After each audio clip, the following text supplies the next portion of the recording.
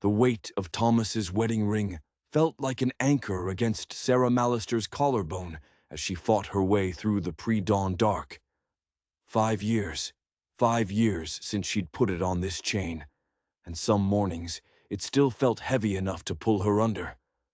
The Montana sky was a smear of purple and gold. Pine and frost, the smell of another day she'd have to face alone. Her boots crunched on frozen earth. The barn door groaned, a daily complaint as she heaved it open. Inside, the familiar warmth of cattle and hay was the only embrace she'd known for years. "Morning, old girl," she said to Bessie, her best milk cow. The lantern light danced in the animal's dark eyes. Sarah leaned her head against the cow's warm side, just for a moment. This was her peace. The routine was her sanity. Check the animals, milk the cows, mend the broken things.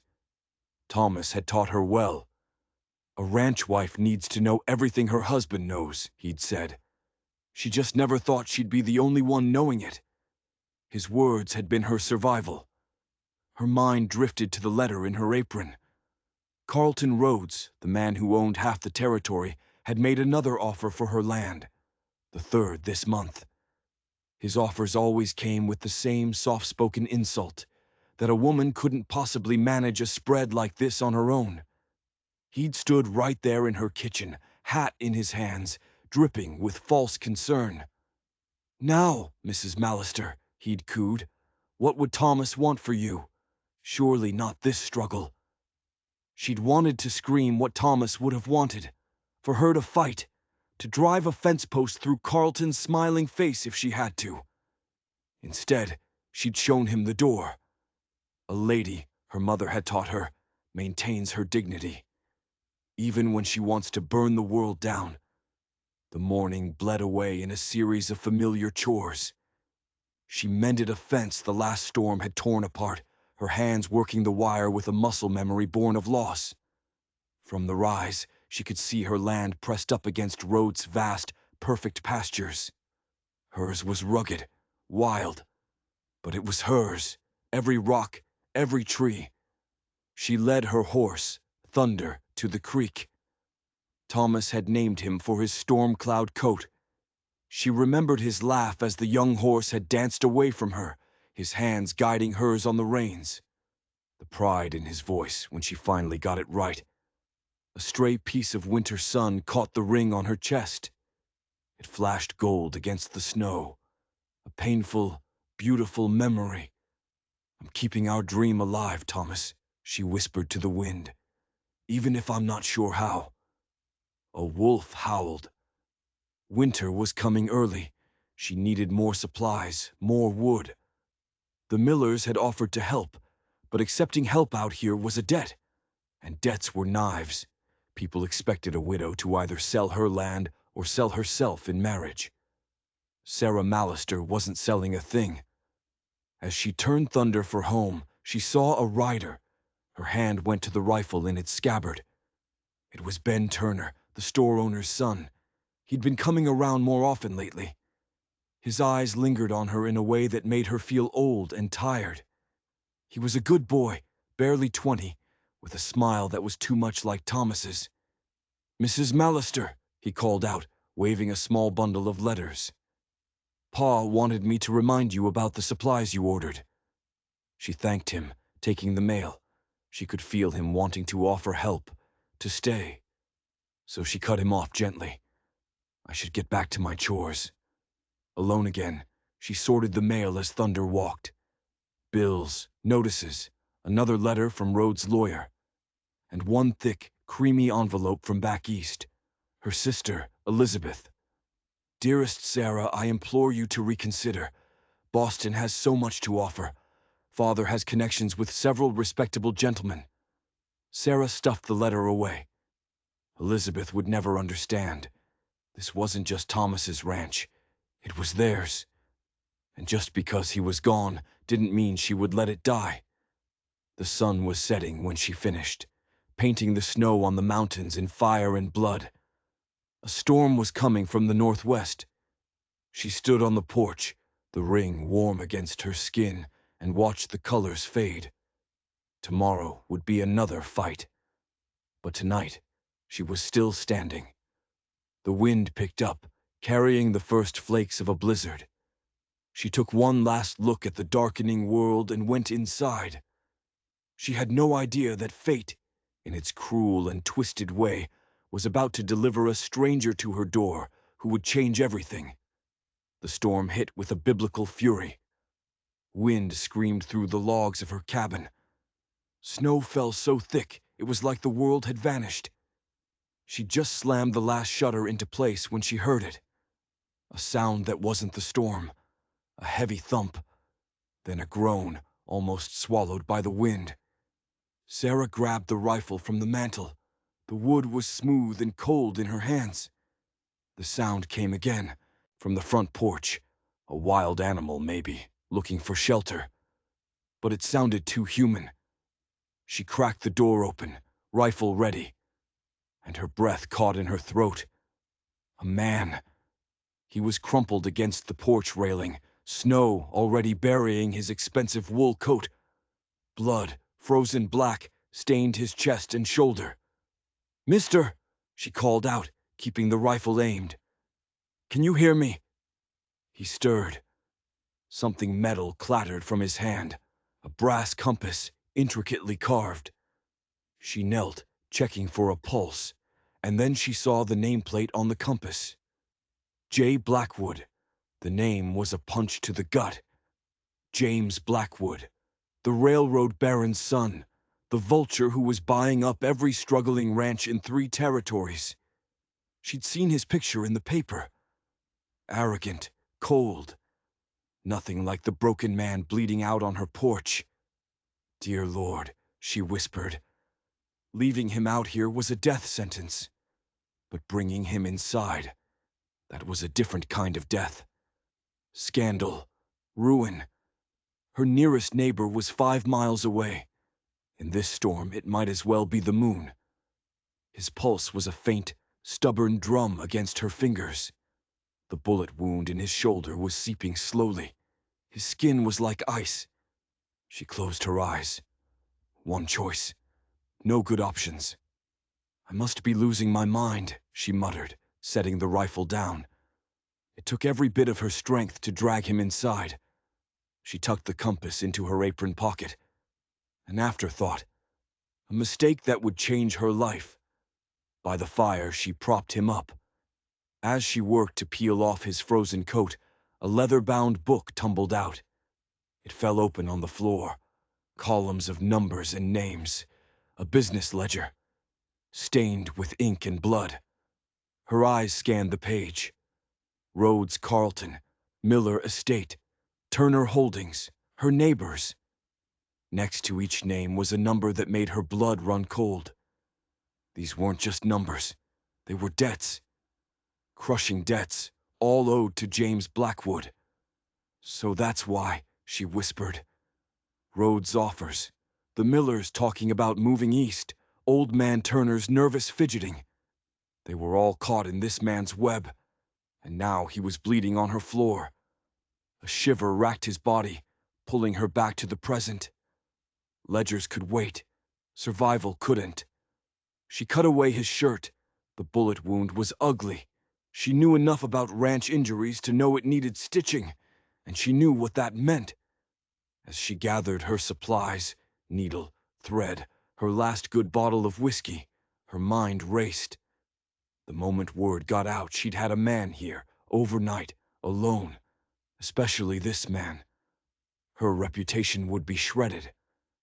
5 years of careful, quiet widowhood, gone in a single night. "You better be worth it, Mr. Blackwood," she muttered, threading the needle in the firelight. The whiskey sizzled on his wound, but he didn't even flinch. It took her an hour, her fingers deft and steady as the storm howled its approval outside. When she was done, she was exhausted. His breathing was even now, but his cheeks were flushed with fever. Dawn was hours away. Sarah pulled a chair to the fire and began her watch. The ledger lay where it had fallen, its secrets mocking her. In her pocket, The brass compass gleamed. She turned it over in her hands. Below his name, an inscription: "May you always find your way home." She looked around her small cabin, the home she and Thomas had built, the home she was fighting to keep, the home that now sheltered the very man who threatened to destroy it all.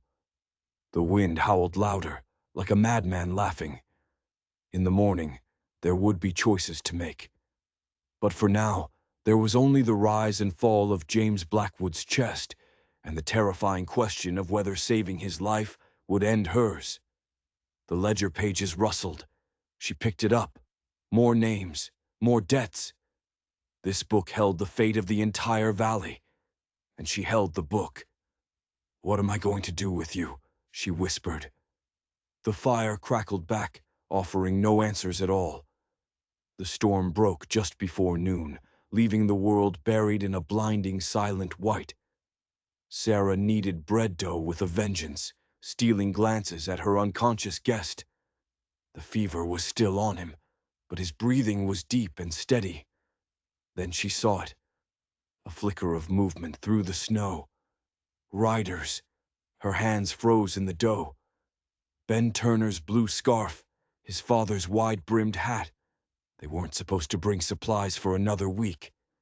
In a panic, she threw a quilt over Blackwood's body on the floor and wiped her hands. The brass compass in her pocket felt heavy as a stone. She opened the door. "Mrs. Mallister," old Turner called. His voice was friendly, but his eyes were sharp. They darted right past her, into the cabin. "Thought we'd check on you after that storm." "That's kind," she said, stepping out onto the porch, pulling the door almost closed behind her. "But I managed just fine." Ben shifted in his saddle. "We saw tracks, ma'am. Fresh ones, leading to your door." His face was full of genuine worry, which only made it worse. Her heart hammered against her ribs. "Probably my own," she said, her voice impossibly calm. "Had to secure the shutters." Old Turner cleared his throat. "Sarah," he said, and the way he used her first name sent a chill down her spine. "If there's something you need to tell us, well, the territory's got laws about unmarried women, about harboring men." He was trying to be gentle, but the words were like a slap.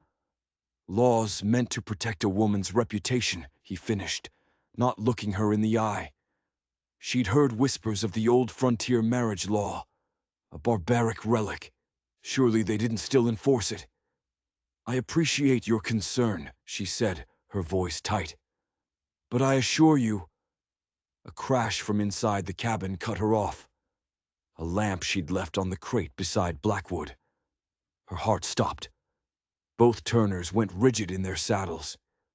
"Just my cat," she lied, her voice thin. They both knew she didn't own a cat. Old Turner dismounted, his movements slow, deliberate. "Sarah," he said, and now his voice was grave. "As town registrar, it's my duty. If there's a man under your roof, the law is clear. Marriage or exile from the territory. There are no exceptions. Mr. Turner, this is 1885, not the Dark Ages." "Maybe back east," he said, his boots crunching in the snow as he stepped onto her porch. "Out here, reputation is all a person has. You know that." His eyes softened. "We all respect you, Sarah, how you've carried on. But if word of this gets out—" Another sound from inside, a groan, unmistakably human. Ben's eyes went wide. Sarah knew it was over. "I think," old Turner said, his voice heavy with regret, "you better let us inside." Her mind raced. The ledger was hidden, but Blackwood himself was all the evidence they needed. As she reached for the door, she remembered Thomas reading from the territory's founding documents. Some of these old laws, he'd laughed. They seem ridiculous now, but they shaped this land, for better or worse. The door creaked open. The Turners stepped inside, their boots melting snow on her clean floor. They froze. The firelight flickered across the quilt-covered shape on the floor. Good Lord, old Turner whispered. He stepped forward and pulled back the quilt. Recognition dawned on his face. That's James Blackwood. Ben took a step closer. He's hurt bad, Pa. Look at the bandages. I found him on my porch, Sarah said quietly. Half dead. Would you have let him freeze? Old Turner took off his hat, his hand shaking slightly. No, of course not. But Sarah, this changes everything. He pulled a worn leather book from his coat, the town registry. I have to report this. Word will get out anyway, if we don't handle it by the book. She touched the ring at her throat, drawing on a strength she didn't know she had. How long do I have? Until he can travel, Turner said. Then it's either wedding bells or walking papers. He paused, a grim look on his face. Unless, of course, he doesn't survive. Though from the looks of your stitching, I'd say you gave him a hell of a fighting chance. She saw a flicker of respect in his eyes. The same self-sufficiency that had earned her a place in this community was now the thing that could cost her everything. Does the law say who has to make the claim? She asked, an idea, sharp and dangerous, forming in her mind. Turner flipped through his book.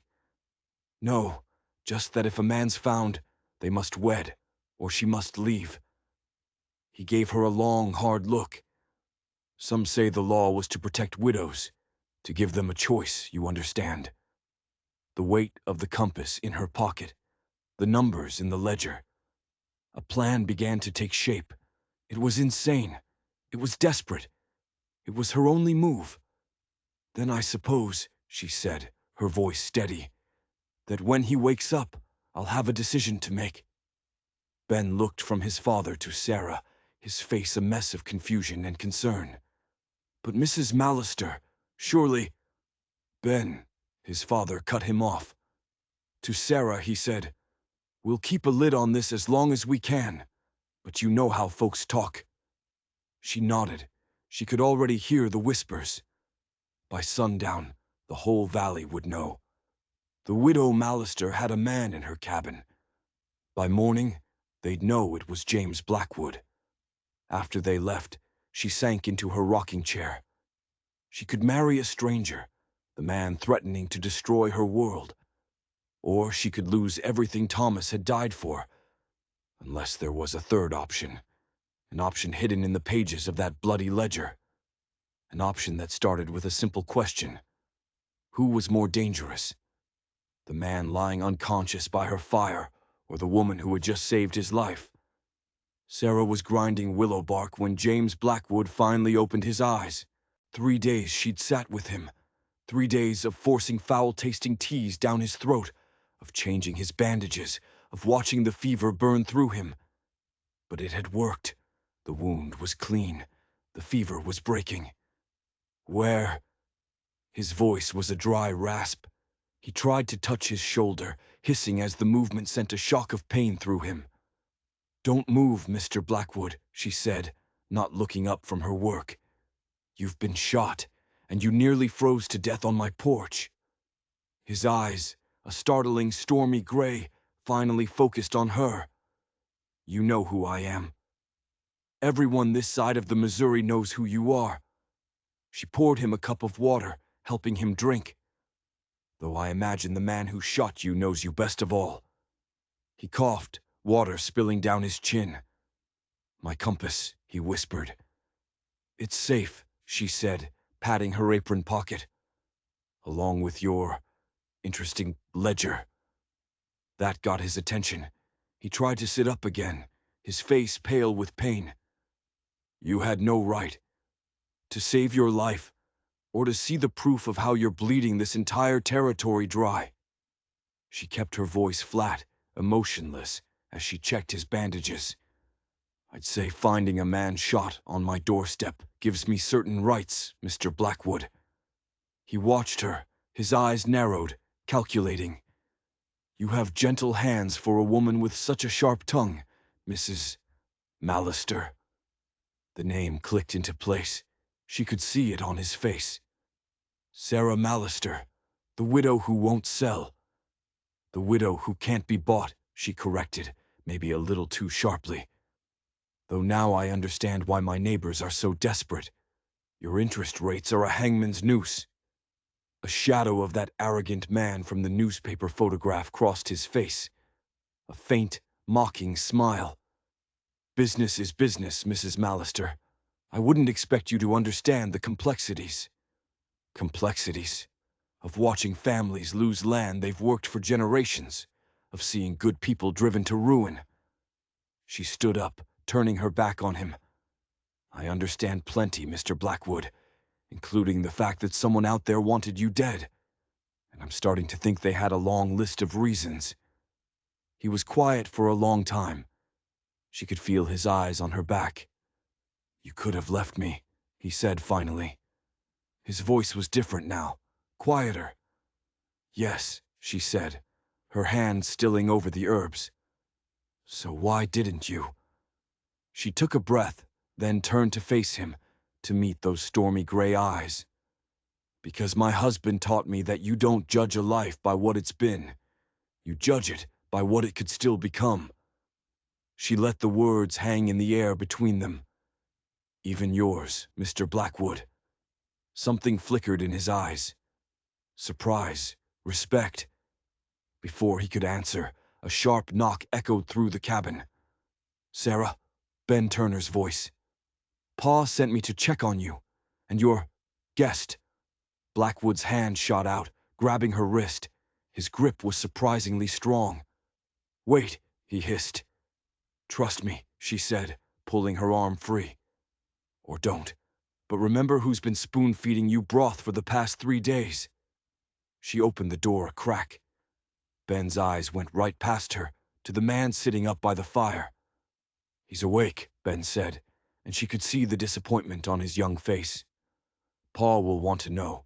The council's been asking questions. Tell them he's recovering, Sarah said, stepping onto the porch. And Ben, thank you.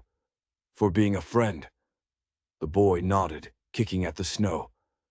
Just be careful, Mrs. Mallister. People are talking. About the law. About what this means. After he left, she stayed on the porch, the cold air clearing her head. When she went back inside, Blackwood was trying to stand, swaying on his feet. You'll tear your stitches, she said, rushing to steady him. What law? He demanded, gripping her arm for support. What are people saying? She helped him back to the chair. There was no easy way to say it. There's an old territorial law, she began, busying herself with his bandages, unable to look at him. About an unmarried woman who takes a man into her home. He went pale, but his eyes never left her face. What kind of law? The kind, she said, finally meeting his gaze, that ends in a wedding or an exile. She let the reality of it sink in. She watched the arrogant banker disappear, replaced by a man trapped by circumstance, just like her. So you see, Mr. Blackwood, she said, her voice devoid of triumph. You're not the only one whose life is on the line here. He stared at her, speechless. The fire crackled, the only sound in the room. Then, so softly she almost didn't hear it, he spoke. Call me James, he said.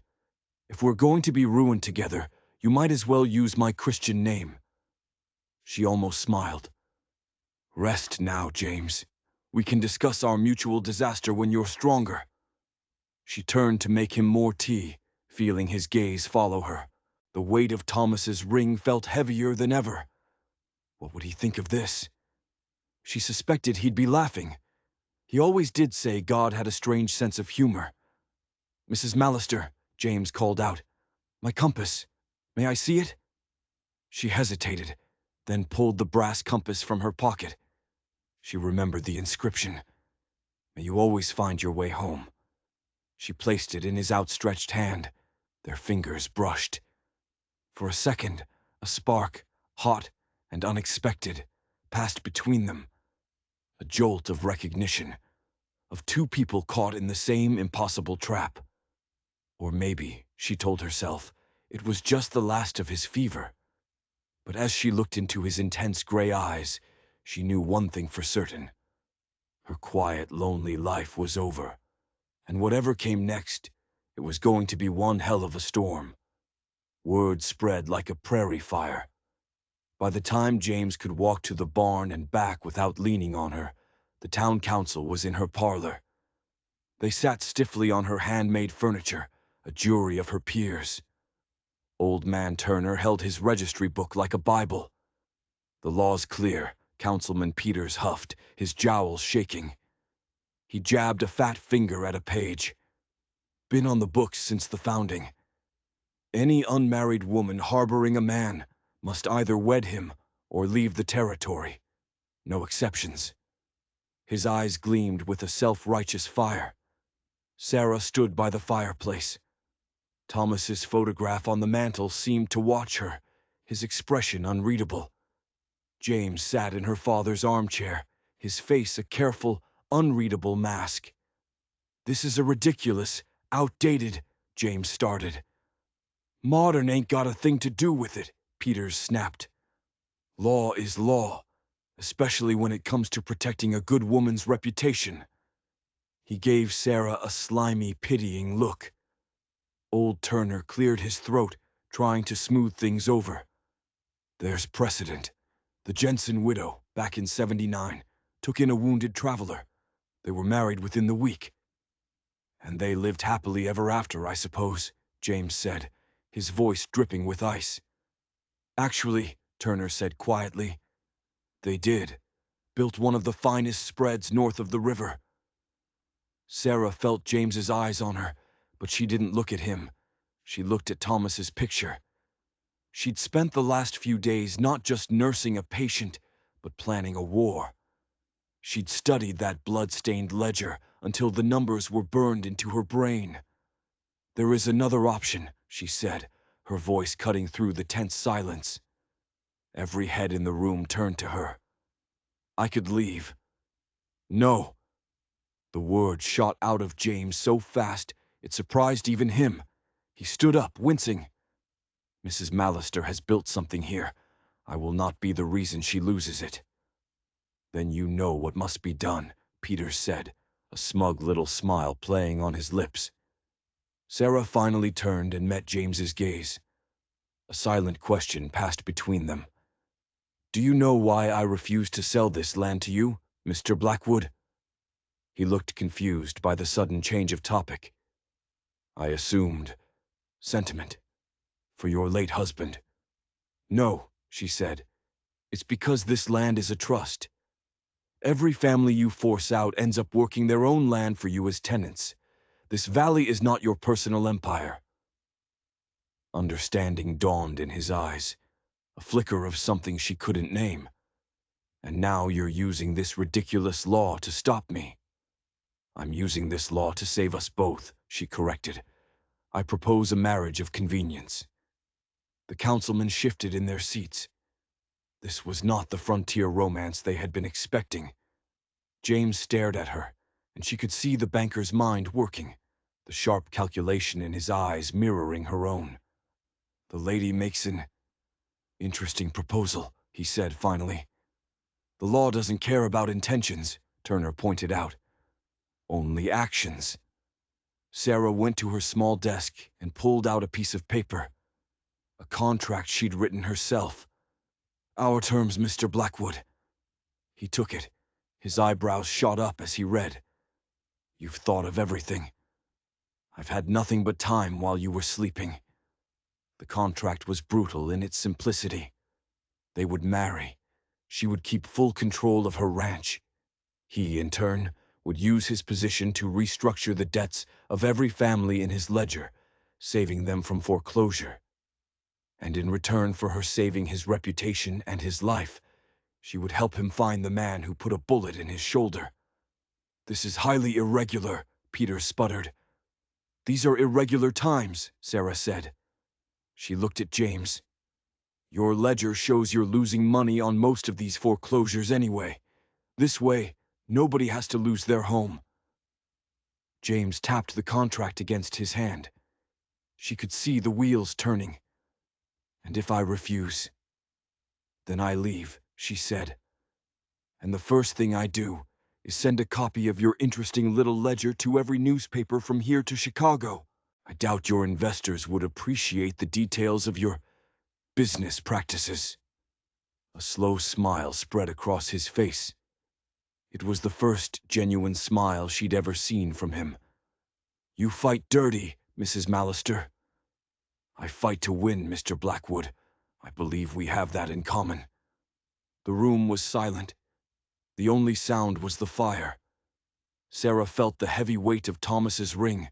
Was she betraying him, or was she honoring him in the only way she knew how, by fighting? Finally, James looked up. "Does anyone have a pen?" Turner, looking relieved, fumbled in his coat. They signed the document, the scratch of the nib loud in the quiet room. It felt less like a marriage contract and more like a treaty ending a war. "The ceremony will have to be public," Peters insisted, "to satisfy propriety." "Sunday after the service," Turner suggested. Sarah just nodded. She couldn't trust her voice. James's signature dried next to hers, dark and final. As the councilmen filed out, their duty done, James caught her arm. "You're either the most brilliant woman I've ever met," he said, his voice low, "or you're completely insane." "Perhaps both," she said, meeting his gaze without flinching. "But I suspect the same could be said of you, agreeing to this." "You don't think I'll contest it, once I'm well?" "You could," she said, a small, knowing smile on her face. "But you won't, because you're as tired of this game as I am, James. You just needed someone to give you an honorable way out." He let go of her arm, a look of grudging respect in his eyes. "Sunday, then, Mrs. Mallister." "Sunday," she agreed. "And James, try to look like you're in love. The town expects a good show." His laugh, a genuine surprised bark of sound, followed her to the kitchen. She gripped the edge of the sink, her hands finally starting to shake. The die was cast. In 3 days, she would marry the man who had threatened her entire world, a man whose life she had saved, a man whose secrets could still get them both killed. Thomas's ring felt cold against her skin. "Forgive me," she whispered. But as she looked at the contract on the table, she couldn't shake the impossible feeling that she hadn't just trapped a powerful man. She'd just started a revolution. The day before the wedding was so cold, it felt like the air itself could crack. Sarah found James by the broken fence line, trying to wrestle a new post into the frozen ground. His shoulder was clearly aching. "You'll tear your stitches," she said, carrying 2 steaming mugs of coffee through the snow. "Better than sitting by the fire, watching you do all the work," he said, taking a mug. Their fingers brushed. The small shock was becoming familiar. "I've watched you," he said. "Up before the sun, working long after it sets. No one can keep that pace forever." She leaned against a solid post, the broken one a gap between them. "I've managed for 5 years." "Managed to survive," he corrected gently. "But at what cost?" The question hung between them, a ghost in the icy air. She sipped her coffee, changing the subject. "Did you look at the ledger again?" He let her. "Yes. If someone tried to kill me over those loans, they're a fool. I'm losing money on half of them." "Then why do it?" He stared out at the vast empty land. "Sometimes the machine you build gets bigger than you. My father built his bank on handshakes, on a man's word. After he died, it became about the numbers. It stopped being about the people." Sarah looked at the broken fence. "Help me with this," she said, setting her coffee down. They worked together, their movements falling into an easy rhythm. He was strong, capable, following her lead without argument.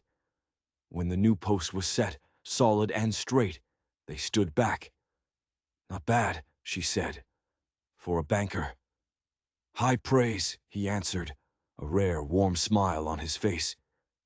From the widow who can't be bought, though I suppose after tomorrow that title will be out of date. I'll always be Thomas's widow, she said softly. And you'll always be your father's son.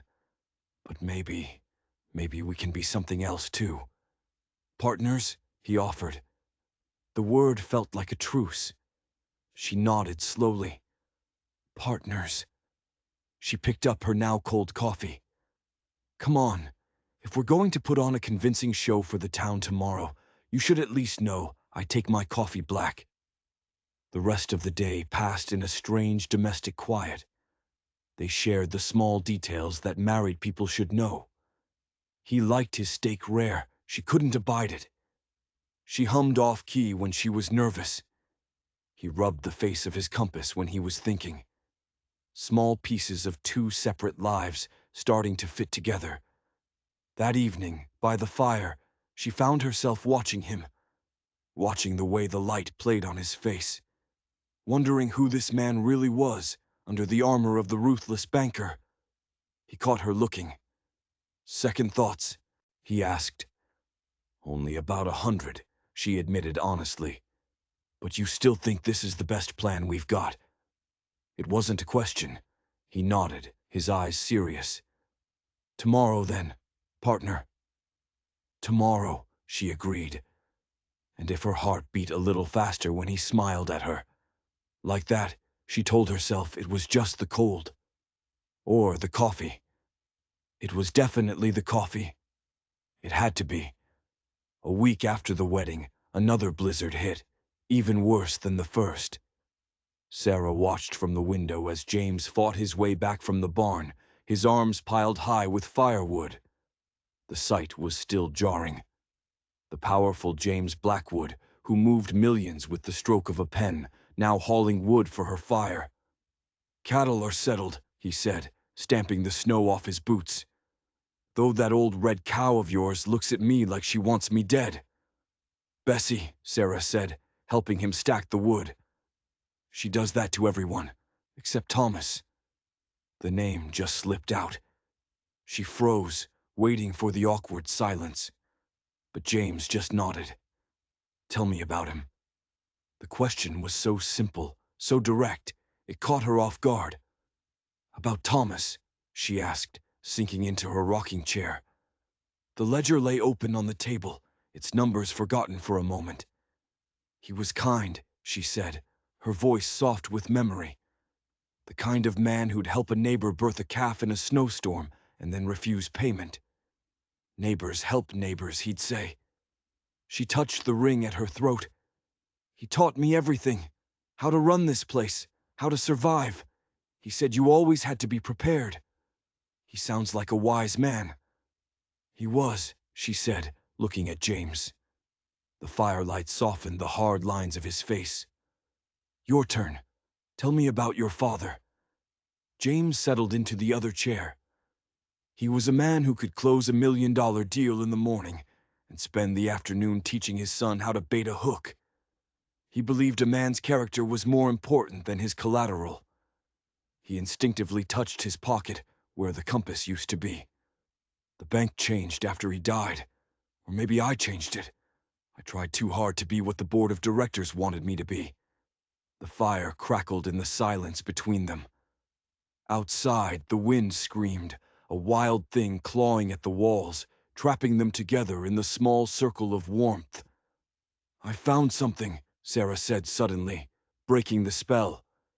She reached for the ledger. Here, in the margins of every loan that's gone bad. These initials. R.C. James leaned in, their shoulders brushing as they looked at the page. Rhodes Carlton, he breathed. He sits on my board. He's been the one pushing the hardest for these foreclosures. The same Rhodes Carlton, Sarah said, her voice low and dangerous. Who's been trying to buy my land for a year? The same man who knew exactly where you'd be riding the night you were shot. Their eyes met over the damning page. The pieces were clicking into place. And in that moment, Sarah realized something profound had shifted between them. This wasn't a business arrangement anymore. This was an alliance, This was a partnership, forged in secrets and snowstorms. "We'll figure this out," James said, and his voice was a promise. She knew he wasn't just talking about the shooting. He was talking about everything. "We will," she said. And for the first time in 5 long years, tomorrow didn't feel like a threat to be survived. It felt like a day to be won. She found the newspaper clippings by accident. They were tucked in the lining of his coat when she was mending a tear. They fluttered to the floor like ghosts. Yellowed, brittle pages telling a story she never would have believed. Blackwood, air champions, small farmers. The headline was 3 years old. James Blackwood fights railroad land grab. Banking scion calls for reform. Finding my old self. James was standing in the doorway. His face was a careful blank. "You were fighting them," she said, her voice barely a whisper. "You were on our side." "Before," he said, turning to stare into the fire. "Before I became the very thing I hated." He took a deep, ragged breath. "My father's death. It changed everything. The board, the investors, they had their own plans for the bank's future. Plans that didn't include handshake deals and charity." Sarah carefully gathered the clippings, as if they were fragile relics. "What happened?" "They threatened a buyout, a hostile takeover. It would have destroyed everything my father built. So, I compromised." He laughed, a bitter, empty sound. "A little at first, then a little more. And one day I woke up and I didn't recognize the man in the mirror. It was too late to turn back. Until someone put a bullet in your shoulder," she finished for him. He turned from the fire to face her. "Until someone put a bullet in my shoulder," he agreed, "and a stubborn widow with a rifle decided I was worth saving." She walked over to him, holding out the clippings. "That man," she said, "the man in these articles. He's not gone, James. I see him when you're out with the cattle, when you spend hours poring over that ledger, trying to find a way to help our neighbors." "Our neighbors," he repeated, the word sounding foreign and wonderful on his tongue. "Yes, ours, the people whose lives we're trying to fix." She placed the clippings on the mantel, next to Thomas's photograph. "You're not in this alone anymore." He reached for her hand. The gesture felt natural now, easy. "When I was lying in the snow," he said, his thumb tracing circles on her skin, "I thought I saw an angel. Turns out I was only half wrong." He paused. "You saved more than my life that night, Sarah. You saved what was left of my soul." He pulled the compass from her pocket, the one she'd been holding for him. "My father gave me this. May you always find your way home," he said. I think he'd be glad it led me here." Sarah took the compass. The brass was warm from her body. The needle pointed true north. Unwavering. "We can make this right," she said. "We can stop Carlton." "It won't be easy," he warned. "He has powerful friends." "So do we," she said, meeting his eyes. "Every family in this valley whose home you just saved. They're all watching. They're all hoping that the real James Blackwood has finally come home." He stepped closer. The air between them crackled. This wasn't business. This wasn't convenience. This was something else entirely. Something real. "And what do you see, Sarah?" he asked, his voice low. "When you look at me now?" She thought of the ring at her throat. For the first time, it didn't feel like an anchor. It felt like a memory, making space for a new beginning. "I see a man," she whispered, "who's finally found his way." The kiss was not a surprise. It was an inevitability, a promise that had been building since the first snowflake fell. Outside, the wind howled through the valley, but for the first time, it didn't sound like a threat. It sounded like a song. The first calf of spring was born at dawn. It stood on wobbly legs, a miracle of new life. Sarah watched from the barn door as James tied a small brass bell around its neck. It was a tradition she'd had with Thomas. Seeing it now, with James, didn't feel like a betrayal. It felt like a continuation. "She's a strong one," James said, brushing straw from his coat. "Like her owner. Flattery will get you nowhere, Mr. Blackwood." But she was smiling. The kiss had changed things. They hadn't talked about it. They didn't need to. It had settled between them, a quiet, powerful truth. "The Millers sent word," he said, his tone turning serious. "They're keeping their ranch, since we restructured their loan. That's 3 families this week who've decided not to sell." Sarah touched the little bell. Its clear, bright ring filled the barn. "Rhodes Carleton is going to be furious." "Let him be," James said. "We found the proof in his own notes in the ledger. He was targeting the most vulnerable ranches, driving them deeper into debt so he could buy them for pennies on the dollar. Just like he was trying to do with my land." "Our land," James corrected her gently. He took her hand, their fingers laced together, a perfect fit. "Sarah, about last night—" He was interrupted by the thunder of hooves. Ben Turner burst into the barn, his face red with exertion and excitement. "Mrs. Mallister, Mr. Blackwood, you have to see this." He shoved a telegram into James's hand. "It just came in, from the bank, from the board of directors." James read it, his jaw tightening. His grip on her hand became iron. "They're calling an emergency meeting in Boston. Someone's been buying up shares. They're attempting a hostile takeover." "Carleton," Sarah breathed. "He knows we're onto him. He's making his move." James crushed the telegram in his fist. "I have to go." "We have to go," she corrected him. He looked at her, surprised. "Partners, remember?" she said. "In all things." The morning sun streamed into the barn, catching the brass bell. For a second she saw their reflection in its polished surface. Not a widow and a banker, but a team. 2 people standing together against the coming storm. "Ben," James called, his eyes never leaving hers. "Ride to town. Book 2 tickets on the morning train. It's time Mr. Carleton learned what happens when you threaten what's ours." The young man galloped off. They were alone again, with the new calf and the promise of a war to come. Sarah reached up and touched the ring at her throat. Then, with a slow, deliberate movement, she lifted the chain over her head. She placed the ring in the small wooden box where she kept her most precious things. "It's time," she said softly. James watched her, his expression full of a deep, quiet understanding. He knew what this meant.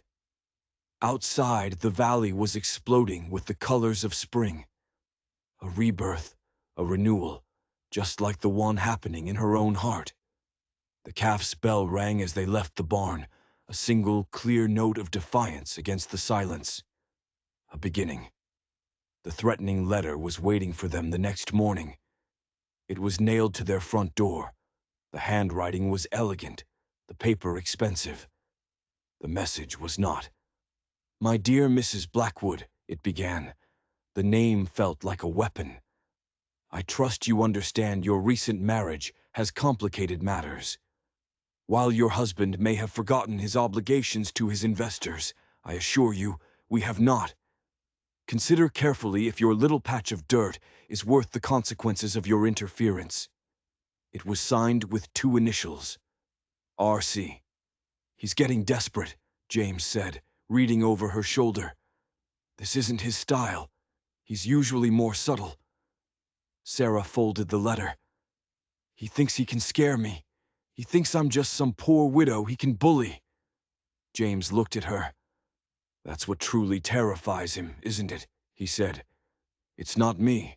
It's not you. It's us. Together." Inside, she added the letter to the mountain of evidence they were building. The ledger sat on the table, its pages now filled with their notes, documenting every one of Carleton's crimes. "The Turners stopped by while you were gone," she said, pointing to new entries. "They've been talking to other families, Carlton's been running this scheme for years, but no one could see the whole picture until we put the pieces together. We gave them hope, James said. That's what makes us so dangerous to him. A knock at the door made them both jump. It was Mary Miller, clutching a letter of her own. "He's threatening to call in our loan," she said, her eyes wide with terror. "He says the bank is changing hands, and all our agreements are void." Sarah pulled the terrified woman inside. They listened as she told them about other families, all getting the same letters, the same threat: surrender or be destroyed. "That's not going to happen," James said, his voice ringing with an authority she'd never heard before. "Carlton's power comes from fear, from keeping people isolated. But we are not isolated anymore." After Mary left, reassured and ready to fight, Sarah and James stood on the porch. The sun was setting, painting the valley in defiant shades of orange and purple. Their bags for Boston were packed and waiting by the door. "I've been thinking," James said, pulling his father's compass from his pocket, the one he always carried now, "about what you said, about this land being a trust." She leaned against the railing. "You thought I was a fool." "I thought you were right," he admitted. He opened the compass. The needle pointed west. Home. "My father used to say that banking wasn't about building empires, it was about building communities. I forgot that, somewhere along the way. And now? Now I think you and Thomas had it right all along. A ranch, a bank, they're the same thing. They're about nurturing something, helping it grow." He closed the compass and held it out to her. "Will you keep this for me? In Boston?" She understood. It wasn't about safekeeping. It was a promise, a symbol. "To help you find your way home." He drew her close, his voice a soft murmur against her hair. "I'm already home, Sarah. You showed me the way. Now it's time to show Carlton what home is really worth." They stood there as the darkness fell, two small figures against a vast landscape. Tomorrow they were walking into the lion's den, but tonight they were armed with something more powerful than money or influence. They had the truth, and they had each other. Boston was a forest of stone and glass. It suffocated her. James navigated the city like a native, the hard mask of the banker slipping back into place. But she saw him now and then, his hand straying to his pocket, searching for the compass she now carried for him. The bank's boardroom was just as she'd imagined. Dark wood, rich leather, and the dead eyes of oil paintings staring down at her.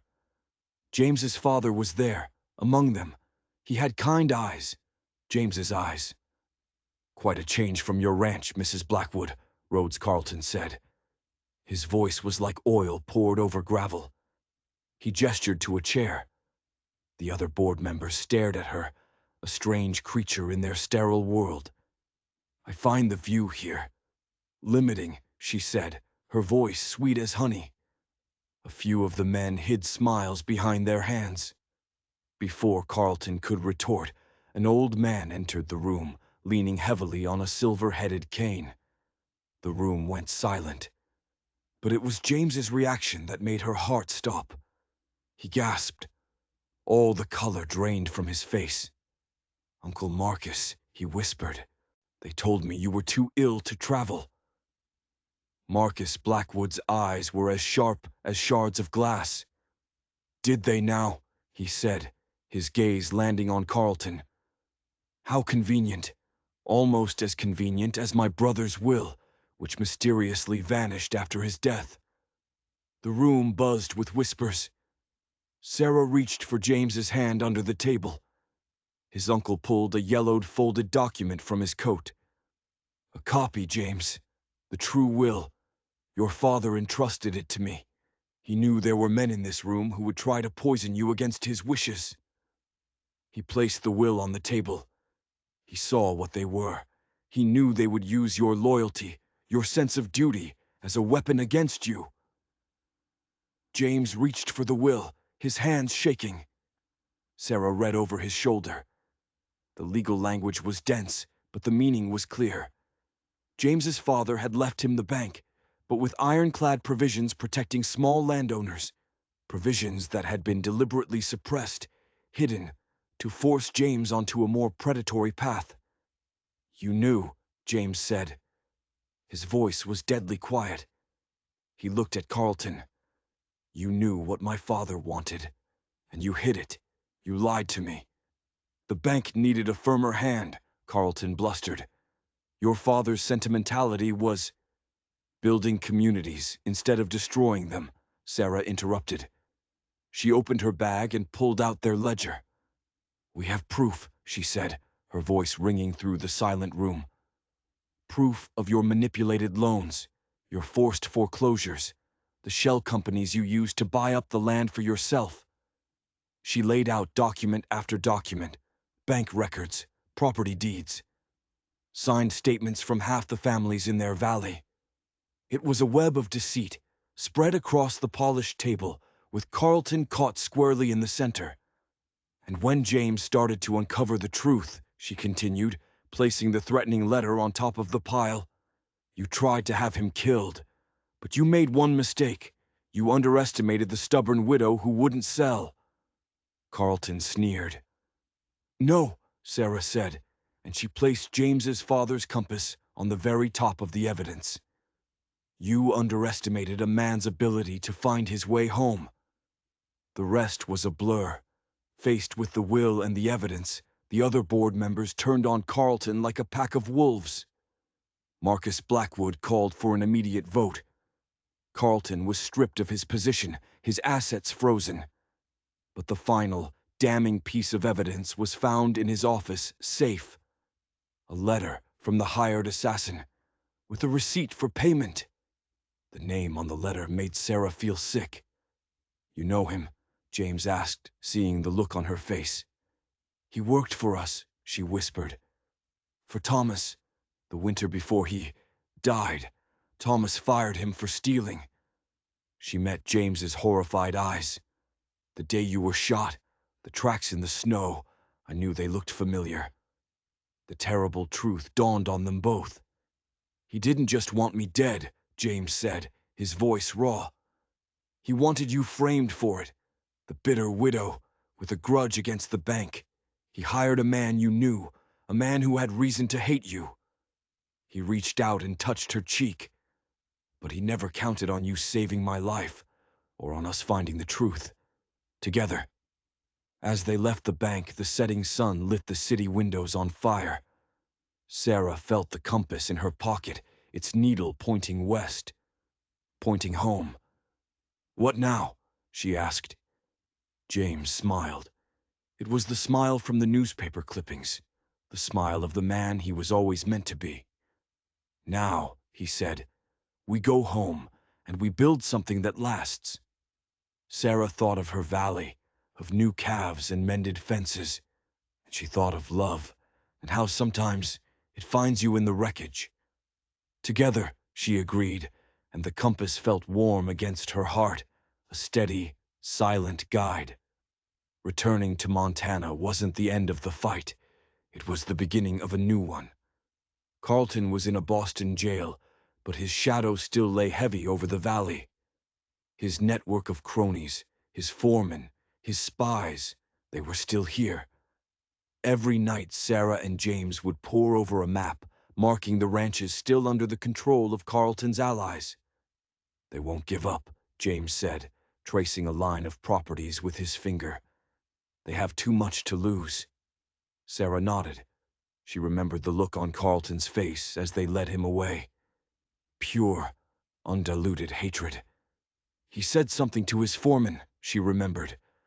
I couldn't hear what, but the look was the same one he had when he ordered a man to shoot me in the back, James finished. The news had come that morning. The hired assassin was found dead in his cell. Another one of Carlton's secrets buried forever.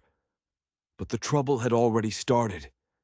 Cattle vanishing in the night, fences cut, riders seen near the Miller place after dark. "They're trying to scare people," Sarah said, marking another ranch on the map. trying to make them sell before the bank's new policies can save them. They want people to think Carlton's protection is the only thing that works out here. James stared at the map. His father's compass lay open beside it. "Look," he said, "they're targeting a specific line of properties. It's a corridor, right through the heart of the valley. If they control that, they can choke everyone else out." Sarah's blood ran cold as she saw the pattern, a snake winding its way through their world. "And our ranch," she whispered, "is right in the middle of it." A frantic knock at the door made them both jump. It was old Turner, his face pale and grim. "They're coming," he said, out of breath. "Jake Carlton, Rhodes's brother. He's got a dozen riders with him, and they're armed for a war." "Right on schedule," James said, his hand instinctively going to his healed shoulder. Sarah was already moving, grabbing the rifle from the mantel. "Get word to the neighbors," she said to Turner. "Anyone who stood with us is a target now." "Already did," Turner said. "The Millers and the Johnsons are on their way here. The others are gathering at the church for safety." "Good," James said. He rolled up the map. The refined Boston banker was gone. In his place was a man defending his home. "How long do we have?" "An hour, maybe less." After Turner left, a heavy silence fell over the cabin. Everything they had fought for, every family they had saved, it all came down to this, to one night. "Sarah," James said, taking her hands. His were steady.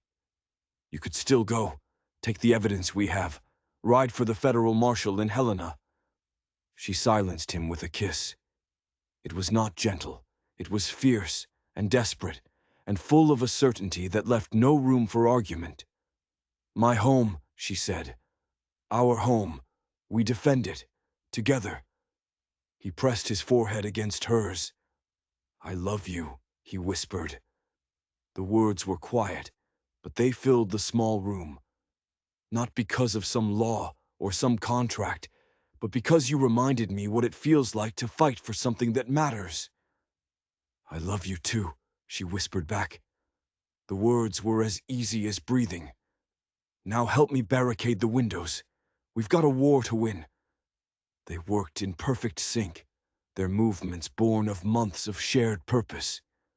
As the last light faded from the sky, she caught him watching her, a look of awe on his face. "What?" "Just thinking," he said, wedging a table against the door.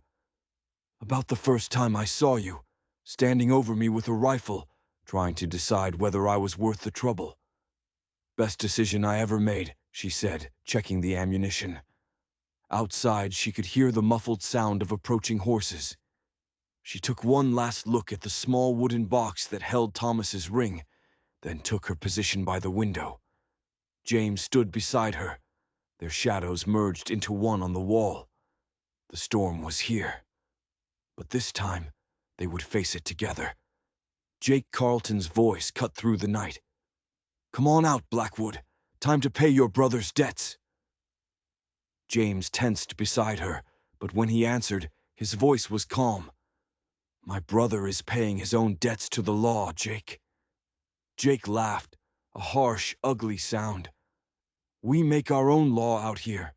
Ask your wife, the widow who used an ancient statute to trap a rich man."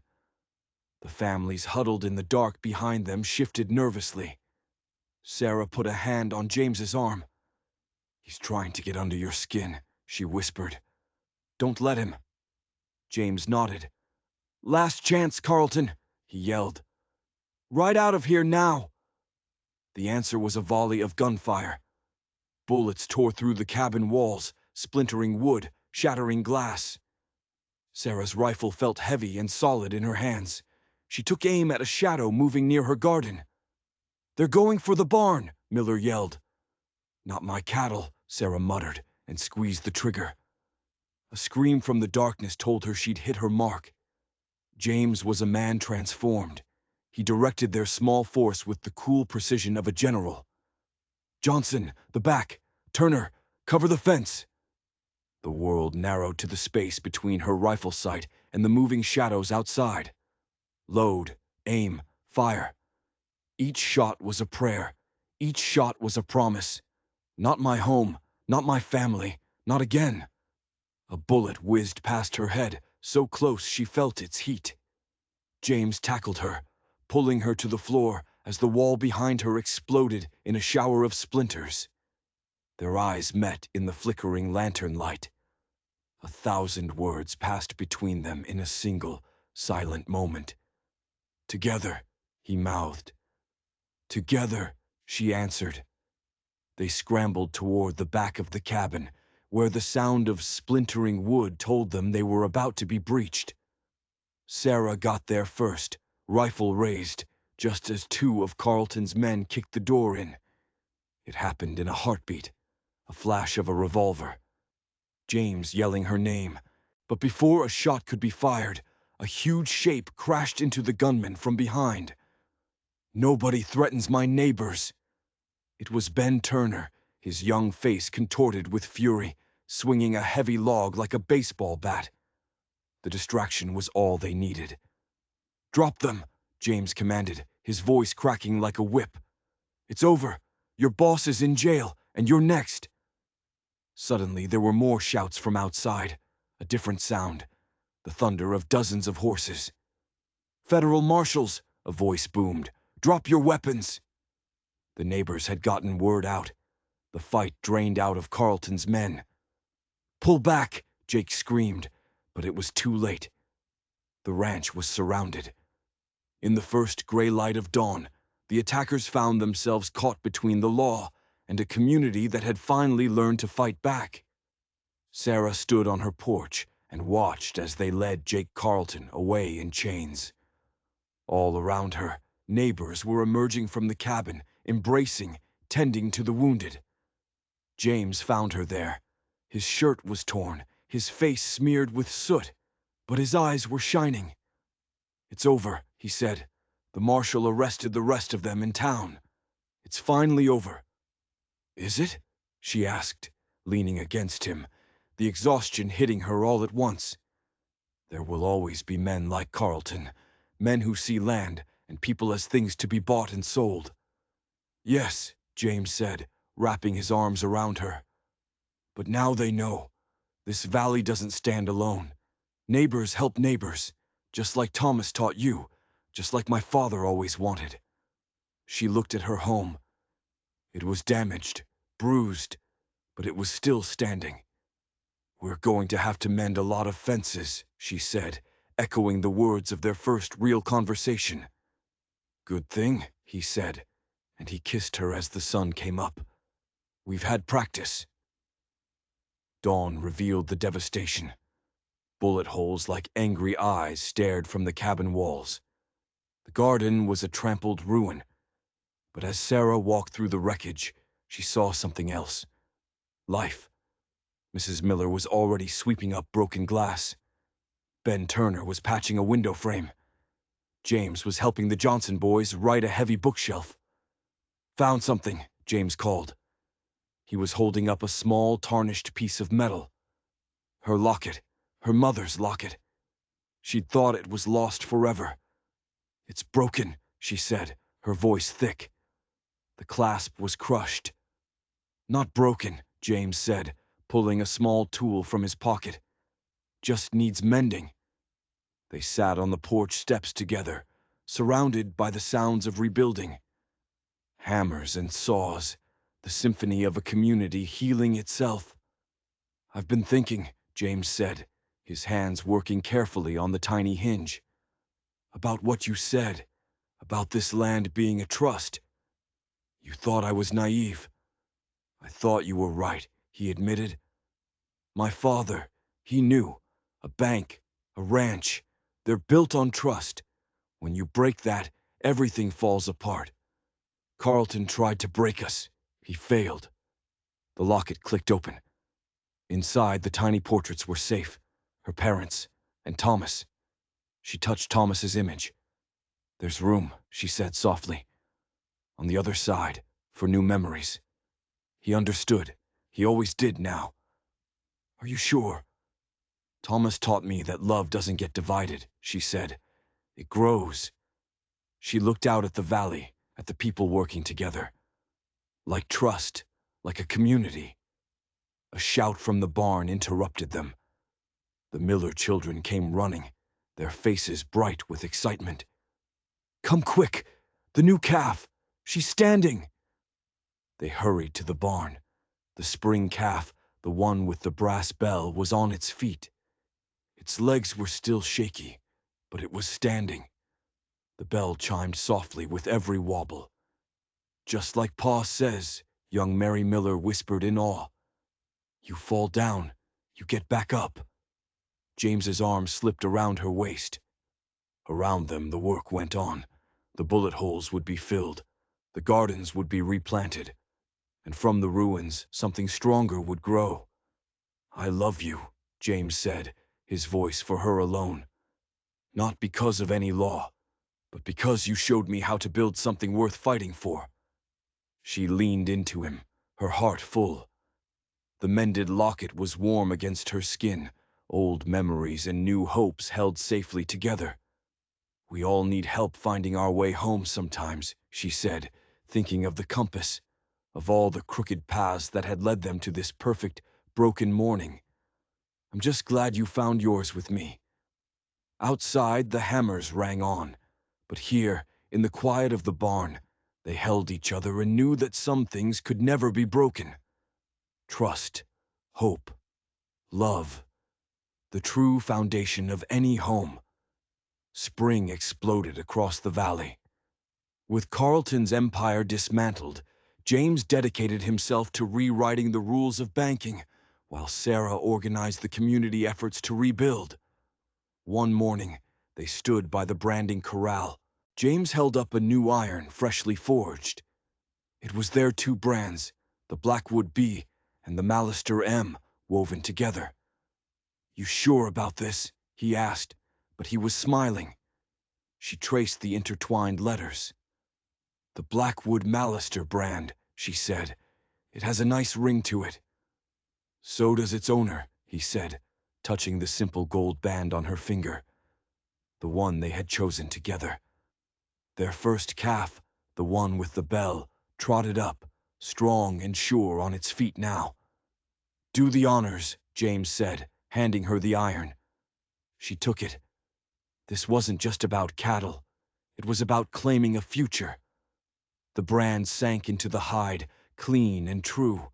A new mark, a new beginning. "You've got visitors," Ben Turner shouted from the fence. It was Uncle Marcus, making his way across the yard with a surprising energy.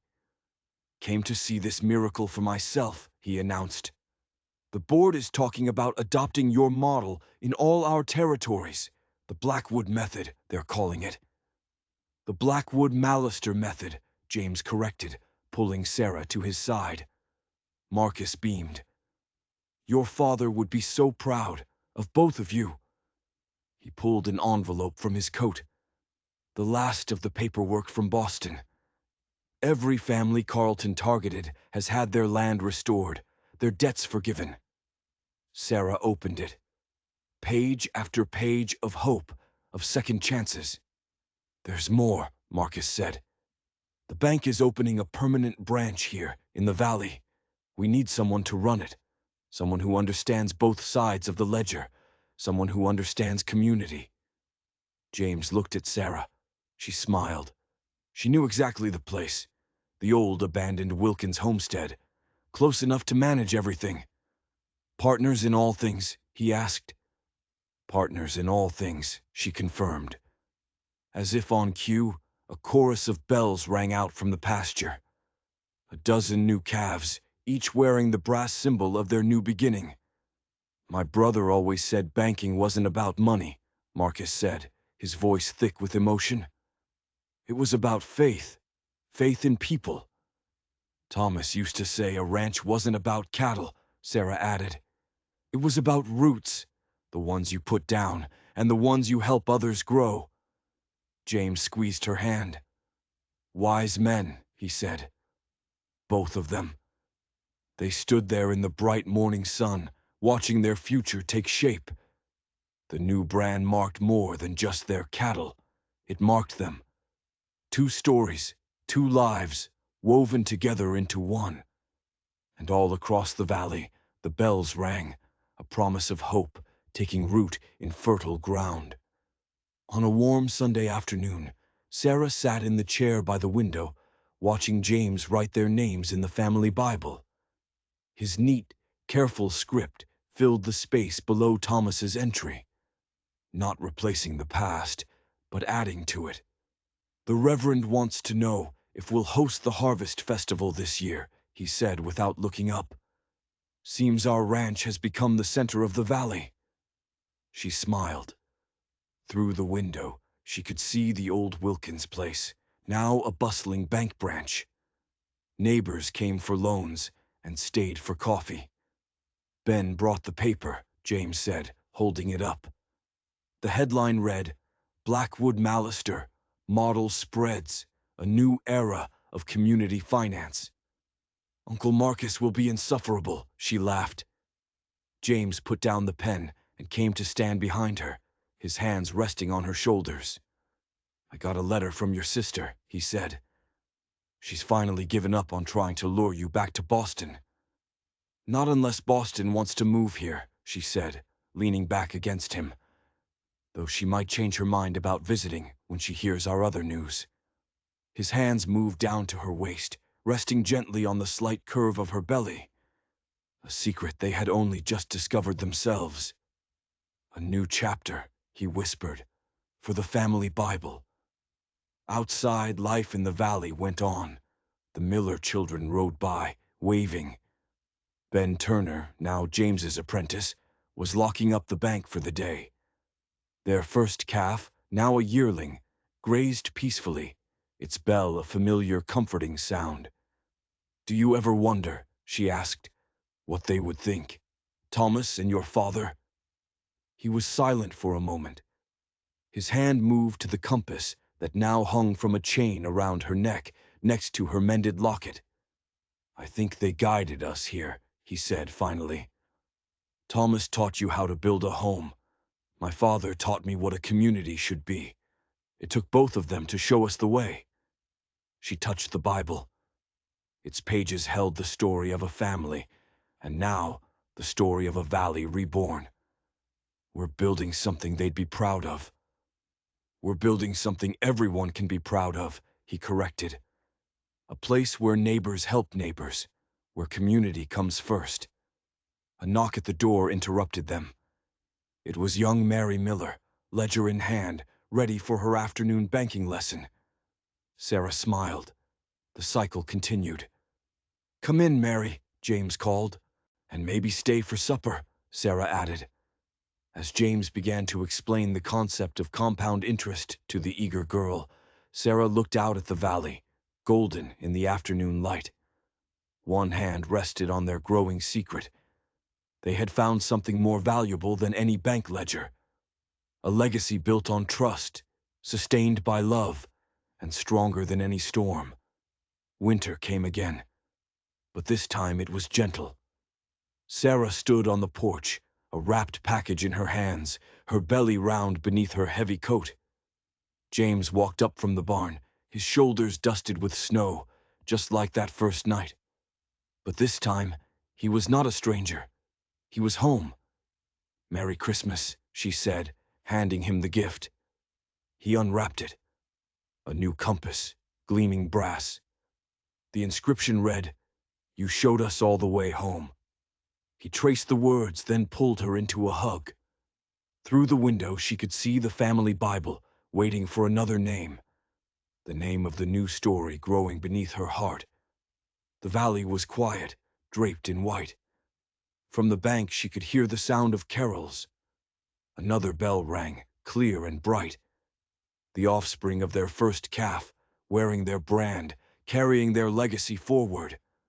Home wasn't a place on a map. It was a promise. It was a choice. "Ready?"